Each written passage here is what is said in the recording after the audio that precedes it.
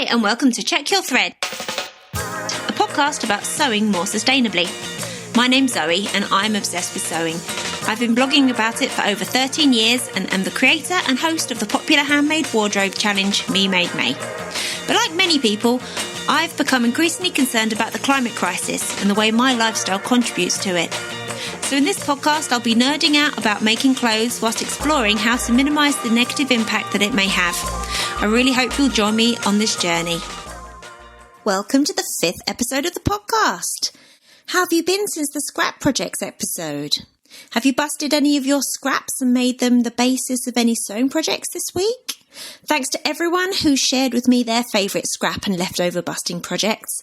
I plan to do a roundup episode including all of these great ideas at some point, so please keep them coming.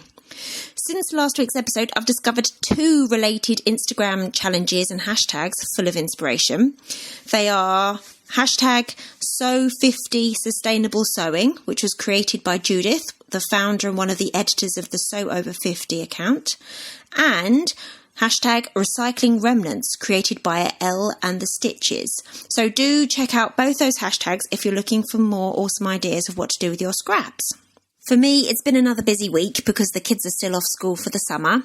I did, however, manage to prep, cut out and even start a sewing project. Coincidentally, it's a project that is related to today's guest. It's a sewing kit that uses the Loo Box top pattern by Sew DIY and some slinky slubby black deadstock jersey fabric and some recycled RPT Gutermann thread. And the kit is sold by today's guest, but more of that in a sec. So I've got a favour to ask of you. So whilst you're listening to the Check Your Thread podcast in whatever app or website you're currently using, please hit the subscribe, like or favourite button so you don't miss any future episodes. And if you're feeling really generous with your time, please consider leaving a review or giving it some stars in your app. It's going to really help boost the visibility of the podcast so other potential listeners are more likely to find this baby podcast. Thank you so much. So back to episode 5. It's a conversation with Amy Dyce, who is a crafty, thrifty, environmentally minded lady who has a small business called Craft Thrift. So through her Etsy shop, she sells thrifted, vintage and deadstock fabric along with other related sewing products. I've had a few interactions with Craft Thrift. We've collaborated on an undies making kit using deadstock fabric. Plus, I'm helping promote the Loo Box top kits, which I was just mentioning before. Plus, I've bought a few items from them also. So it was really fun to finally get to actually talk to her via the interwebs. Amy was so generous with her time that we ended up chatting and recording for over 2 hours. Because of that, I've decided to release 2 episodes that include different parts of our conversation. Today's episode focuses more on her small business, including her telling us about the shipping containers of fabric from the 90s that she's bought. Next week's episode will be more of a general discussion about Amy's thoughts, philosophies and experiences surrounding making, mending, thrifting, environmentalism and intersectionality. Okay, here we go. Hi Amy, welcome to Check Your Thread podcast. Hey Zoe, thanks so much for having me. This is so exciting. This is literally my first ever podcast interview. So, well, I'm sure it won't be your last. So, if you wouldn't mind, could you please introduce yourself and tell us a bit about what you do? Yeah, sure. So I'm Amy. I run a small online shop on Etsy selling vintage, thrifted and dead stock fabric for the sustainable sewist. I live in Edinburgh in real life job. I'm a vet during the day. I've got 2 doggies and a husband. I should probably say I've got a husband and 2 dogs. But that probably better reflects the hierarchy in the household. The dogs come first. And we have a little camper van that we call the Turtle. So if I talk about turtle travels in this chat, that's where that comes from. But yeah, thanks so much for having me. This is so exciting. No worries. Thank you. I'm very excited to hear more about your business. So clearly you are into sewing as sustainably as possible, but so much so that you've actually started a whole business about it. Yeah. So that's like an extra level of commitment. You started your business in 2017. Mm-hmm. So what inspired you to start? Well, I've always sold online since basically being a teenager. It started back in the day on LiveJournal, if anyone remembers that. It was like pre-Facebook where you needed like a little bit of HTML code to make it work. And there were loads of, you could have a private blog or you could have like communities. And I was in a community called T-shirt Surgery that was all about cutting up and sewing T-shirts into other things. Amazing. When was this? When it was probably like 2004, something like that. And I was also in a separate community called Thrift Store, where people sold things online. So eBay was a thing at the time, but the benefit of Thrift Store was it was just like people selling like secondhand clothes for like fixed prices, rather than the whole like eBay thing. Yeah, totally. And you might wait 10 days and then get pipped to the post by like 50p. It was kind of nothing special. It was like Primark dresses and Gap jumpers, but it was like, it was all secondhand, which was quite nice. So I sold a few bits through there and like on eBay. And then back in the day, I had another Etsy shop called Second Fiddle Crafts, which my mum named in retrospect. I was like, Second Fiddle's not the best. Like the whole idea was like, because it wasn't my primary income. It was like, but obviously to play second fiddle is to be second best in a way. So it wasn't kind of the best choice of name. But yeah, I used to sell like vintage clothing and things like that. And it was just for like a bit of pocket money while I was at uni. And, you know, I'd sell like 20 quid here, 50 quid there. And it wasn't anything major. And then when I graduated as a vet, I kind of put all that aside because I was like just too overwhelmed with being a baby vet that I couldn't really think about selling online anymore. But I got that kind of, I don't know what it is, like a dopamine rush or something, you know, when you hear that like twitching noise that like the eBay app or the Etsy app would make. It was always like such a thrill to think that I'd taken something that was unloved, like, you know, languishing in a charity shop or whatever, and made it pretty and washed it and mended it and photographed it, and that someone would pay money for it. It was kind of satisfying.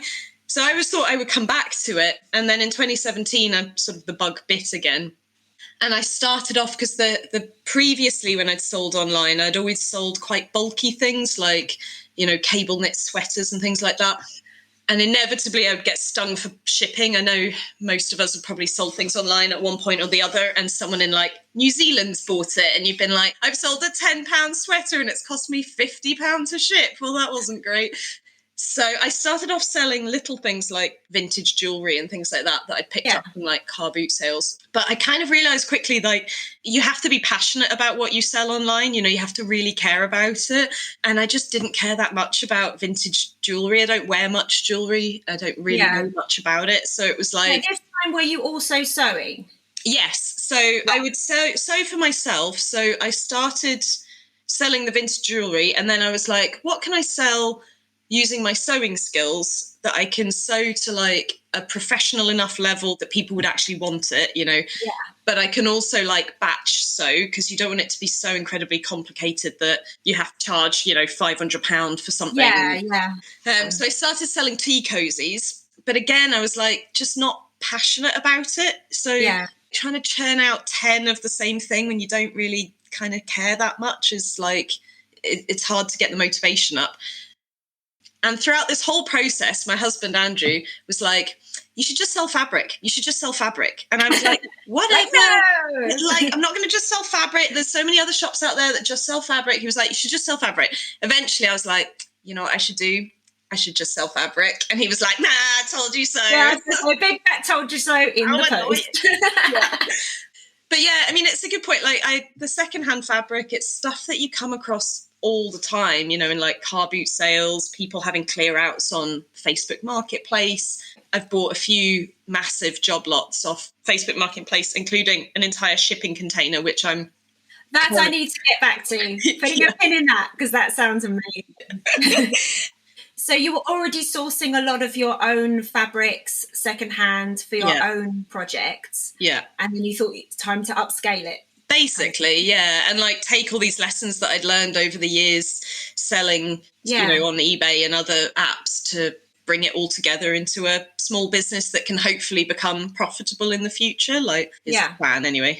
So initially it was thrifted fabrics, and then you started to source deadstock fabrics and stuff as well. So your sources grew. Can we talk about that massive job lot now? Yeah, it was this guy in Glasgow. He'd put on, and this is the thing with Facebook Marketplace, you have to be willing to take a punt. Like, he'd put up these photos that were just terrible, like really blurry, grainy, bad lighting, too close for you to really see. But in the description, it was like entire shipping container of jersey samples from the 90s. So I went along to have a look. And I think that first trip, I bought about £150 worth of stuff, which was like 4 or 5 big rolls of jersey. Right. But he was just selling bits and bits. He wasn't selling, that was his original thing. Yeah, it was like he was just selling bits and pieces. But then I went back a couple of times, and after we'd sort of built a bit of a relationship, he actually had multiple shipping containers. He offered me one that it was about a third full, and he was like, I'll just give you the lot for, I think it was something like 300 quid. And I was a bit like, oh God, it seems like such a lot of money. I'm going to have to hire a van. I'll need storage. Like, it was like a massive upscale. At this particular point, I was storing fabric just in my 1-bed flat in like a... So your previous stock was in your home. Yeah, totally. And all the packing materials and whatnot. And then I bought this job lot and was suddenly like, I'm going to have to like get a proper storage unit and whatnot.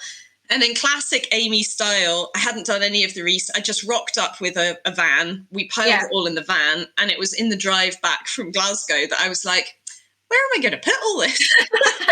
So I think we were either stopped at a service station or we maybe went home. And I was like frantically Googling. You can get like storage fairly cheaply. Like most storage places have like a deal for the first 4 weeks or 8 weeks or whatever. Yeah.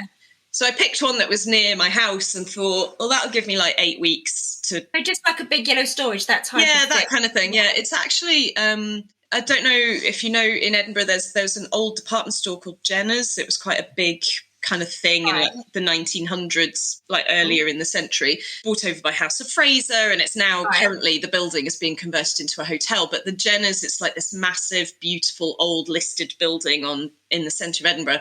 They had a specific storage facility called the Jenner's Depository, and that's now been converted into like just storage, like a big yellow storage. Very, very cool. So it's like a beautiful old building, but then you go inside, it's just like any other generic storage facility. It's kind of weird, but also kind of nice. Like, yeah. Do you think it could be haunted? Maybe. Yeah, I hope so. That'd be exciting. Yeah. Don't go there after dark. Yeah, totally.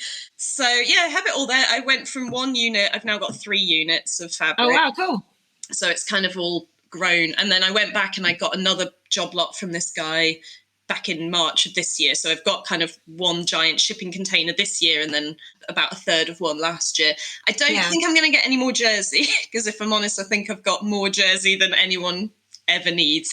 But I also get stuff from like interior designers. There's an interior designer that I've got a relationship with now. Yeah, I think I saw it, maybe it was on Instagram that you were buying some beautiful rolls of fabric. That was yeah, totally. So I think, was it last year or the year before that? He just stuck something on Gumtree, interior designer, having just put your feelers out and it comes to you. Yeah, totally. And I've kind of got to the point now where I've got like 3 or 4 contacts who get in touch maybe 2 or 3 times a year. And then I sort of take stuff as I've got cash flow / storage space for it. So in terms of like choosing your stock, I mean, I can imagine if it was me, I would be very drawn to the things that I would personally like to wear and like to sew with. But I guess that's not the best approach for a business. How do you take out your own sense of taste? Yeah, it's really hard, isn't it? Because like I'm very envious of I don't know if you follow Blackbird Fabrics in Canada. Yeah. So Caroline's clearly has quite a strong brand aesthetic. Yeah. You know, she's got quite a strong personal colour scheme and I think quite a clear picture of the Blackbird brand. It's sort of Craft and Thrift in its current form with the sustainable secondhand fabric has only really existed for maybe like 18 months to 2 years. So I still feel like I'm in this process of like developing a brand. So I basically just take everything at this point and I just stick it in the shop. You're kind of learning by what sells and what doesn't. Yeah, and some stuff's really surprised me. And then over time you sort of see like Gazette's, you list something, it only lasts 3 months and then you've got to renew it. So you can kind of go through your old listings and be like, well, this has been renewed 4 or 5 times, which means it's been in the shop for a year. And you can see how many sales of that listing of. So there's some stuff that's maybe been in the shop for like a year and a half and not sold anything. So you're like, maybe that's just not for me going forward. I don't know. Yeah, that's interesting. So you clearly have sustainability at the very kind of core of your business. Mm-hmm. What do you do when you have fabric that is just not selling? Like from a sustainability standpoint, like what do you do with that? Is that something you struggle with? Yeah, and I actually had this fairly recently where I was trying to clear one of the storage units, and I did a big sort through. And now that I've got a clearer picture in my mind of what does and doesn't sell, I was kind of making one pile of stuff that doesn't sell, one pile of stuff that does sell. And I realised that there was actually quite a decent amount of stuff there I didn't think was going to sell. So I put it on Gumtree freebies for people to just come and take away. And I got quite a few people came, maybe like 3 or 4 people came and just like took, a trolley load. Yeah. Obviously, that's just going to like individual sewists, but at least it's getting used. Yeah, fantastic. But the problem with that is there were loads of time wasters, loads of people who were like, oh, I'll be there in 20 minutes, and you wait an hour and they don't show. Yeah. So from a kind of time efficiency point of view, it's not ideal. So there's a lady who came.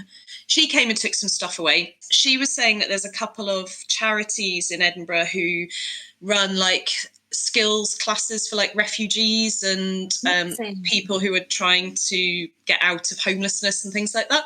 Yeah. So I've not actually contacted them yet, but they're next on my list of like next time I have a big clear out, I'm going to offer them some stuff. Cancer research. There's a big cancer research near me who take rags. You can bag up rags and just label it like clean rags.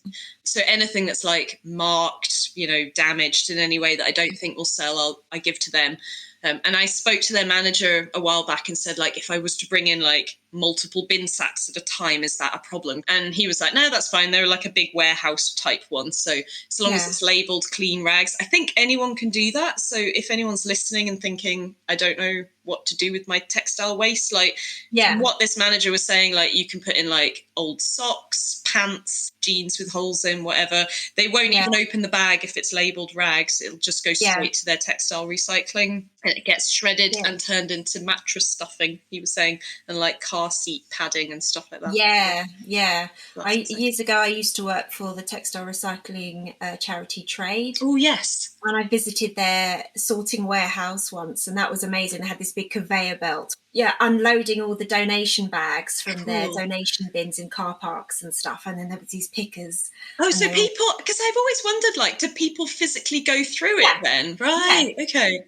So generally there would be somebody who's responsible for women's wear, someone who's responsible for men's wear, someone who's responsible for children's wear, homeware and all the other random stuff that they get. And they're literally pick as it comes along. Right. And then there's like secondary sorting where then they go through each section and figure out, if something's actually turns out something's, damaged or soiled or whatever.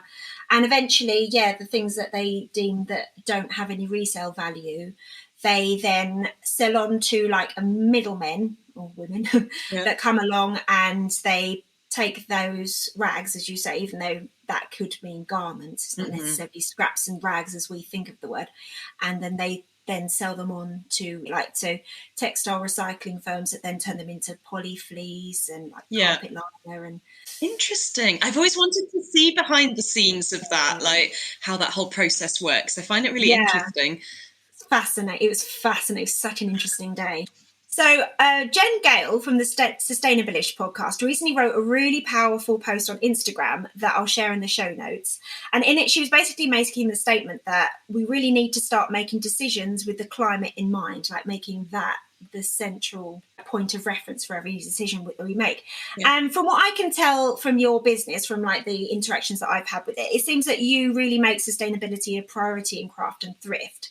So from example, like you've talked about like how you source your textiles and your products, but then also like how you package them, like you post them, like all your communication inside is kind of on recycled paper and things. So can you tell me a bit more about that, like your decision to do that? And it always annoys me when you buy from like what looks like a kind of green and inverted commas company, and then the product comes and it's like packed in polystyrene packing peanuts or whatever. So I was very aware that like if I'm gonna be selling kind of vintage thrifted dead stock, like making this whole big deal about how important it is to buy secondhand and reduce virgin resources and be aware of like your waste production, that then to sort of send it in like a plastic jiffy bag isn't really sending the right message, do you know? Yeah. So initially when I was making fewer sales, I was just using recycled jiffy bags, just like things that I got through the post, things like that. And I definitely think there's a place for that, but it just doesn't look massively professional. And it's hard we need to scale up as well, isn't it? Yeah, totally. It's like it's relying on our personal household orders. And obviously once you're making more than like 2 sales a week, there's a limit to how many kind of personal jiffy bags you can use. So then, just kind of shopped around looking for like green, in inverted commas, like your recycled cardboard mailers and things like that, trying to avoid plastic wherever I could. I know there's a lot of mailers out there that are like recycled plastic, and obviously there's a place for that too. But for me personally, I wanted to try and, I'm very aware of like microplastics and plastic getting into our food chain and into our bodies, and the potential damage that's causing to like ecosystems and things like that. So I wanted to try and avoid plastic where I could. I now use like either cardboard boxes or recycled cardboard mailers and recycled paper, and just trying to make everything as sustainable as possible so that ideally somebody could reuse the product at the other end. So say it comes in a cardboard jiffy bag, you could then reuse that yourself. And then once it's been reused, good point, actually, because I mean the ones that I've received from you, I'm definitely going to reuse. Totally, because they are good quality as well. That's it, isn't it? Because you don't want it to be like a recycled paper bag, but then it's so thin and rubbish that somebody has no option but to just recycle it at the other end. Like, I always go back to that, that triangle where it's like reduce, reuse, recycle. And ideally you want to reduce your consumption first. So buy your secondhand fabric rather than your virgin new fabric, and then reuse what you've got, and then recycle what you can't use, kind of thing. Yeah.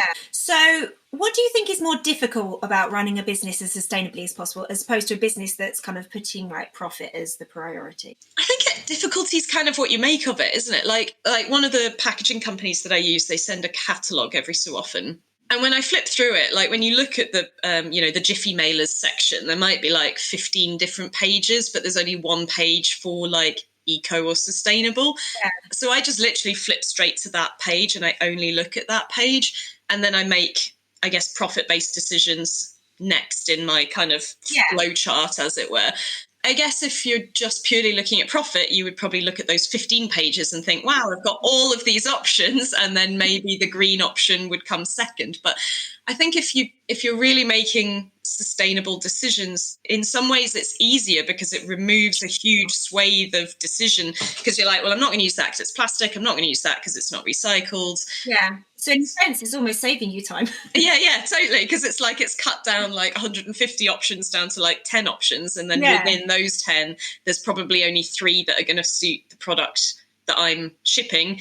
And then within those 3, I can pick based on price, kind of thing. So in some ways it is easier. But yeah, I mean, obviously stuff is always going to be cheaper if you're not putting sustainability first. But that really drives home what, once again, Jen Gale is often talking about, is that change needs to come at every single level. Like, yes, it needs to be governmental. Yes, it needs to be a big business, but it can also be small business, and it can also be people at home. Yeah. And that it's all going to have an impact, and it's all going to bubble up and trickle down. Yeah, totally.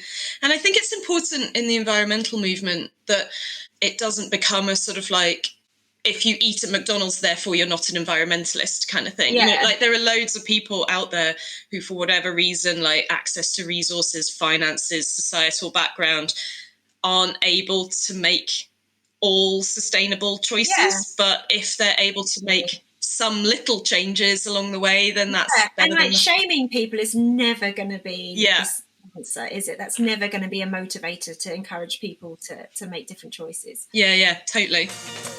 Thanks so much for listening. I really hope you enjoyed this episode and are left feeling inspired. For more info about the podcast, including show notes for this and every episode, head to checkyourthread.com.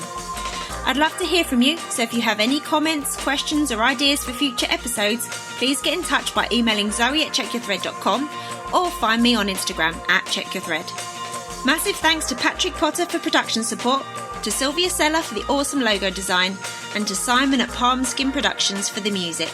This ad-free podcast would not be possible without listener support, so if you feel you are able, please consider signing up to the Check Your Thread Patreon. For the equivalent of buying me a coffee each month, you'll be making it possible to continue producing regular episodes. Links can be found in the show notes and on the website checkyourthread.com. I hope you'll listen again next week. Until then, take care. Bye!